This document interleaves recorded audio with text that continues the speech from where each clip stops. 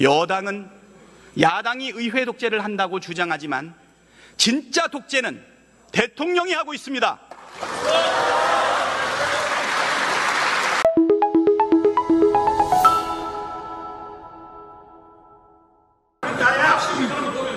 헌법을 대놓고 부정하는 인사들을 공직자로 임명한 것은 그 자체로 국가의 정통성과 정체성을 부정하는 행위입니다. 대통령이 말한 반국가 세력의 실체가 있다면 바로 친일을 미화하고 식민 지배를 정당화하며 헌법을 부정하는 세력일 것입니다. 그런데도 헌법 수호에 책무를 지는 대통령은 문제의 심각성조차 인식하지 못하고 있습니다.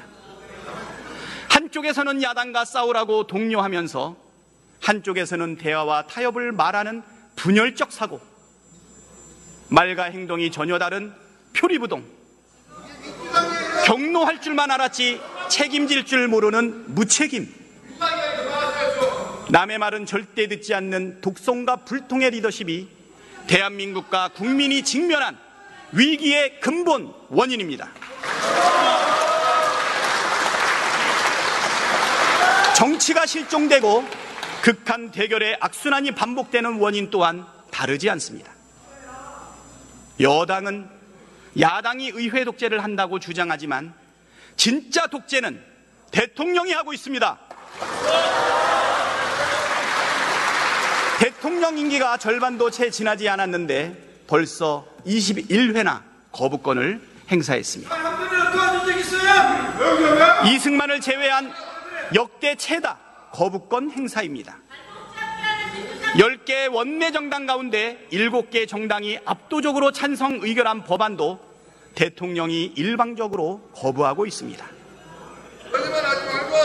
대통령 입맛에 맞는 법안만 통과시키겠다는 것은 민주주의가 아닙니다.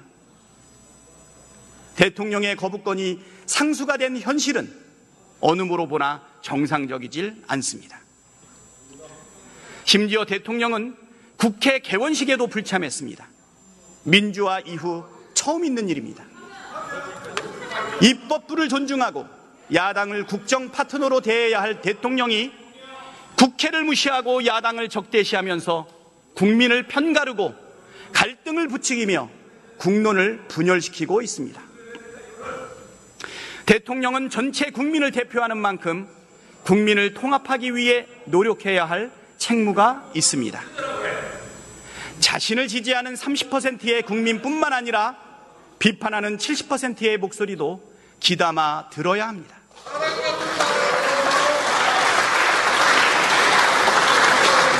지난 4월 우리 국민께서는 윤석열 정부, 정확히는 윤석열 대통령을 단호하게 심판하셨습니다. 범야권 192석, 사상 첫 야당 단독 과반이라는 총선 결과는 국정기조를 완전히 바꾸라는 준엄한 명령이자 민심을 외면하고 국민을 겁박하는 대통령에 대한 회초리였습니다. 그러나 대통령은 전혀 변하지 않았습니다. 오히려 보란듯이 민심을 거역하며 역주행하고 있습니다. 총선 직후에도 곧바로 거부권을 행사하더니 똘똘 뭉쳐 야당과 싸우라고 여당 의원들에게 주문했습니다. 대통령이 거부한 것은 민심이고 대통령이 싸우라고 하는 대상은 국민입니다. 춘천자 흥, 역천자 망이라고 했습니다. 민심은 권력이라는 배를 띄우기도 하지만 성나면 배를 뒤집습니다. 우리 국민은 불의한 권력을 그냥 두고 보지 않았습니다. 계속해서 민심을 거역한다면 윤석열 대통령도 결국 불행한 전철을 밟게 될 것입니다.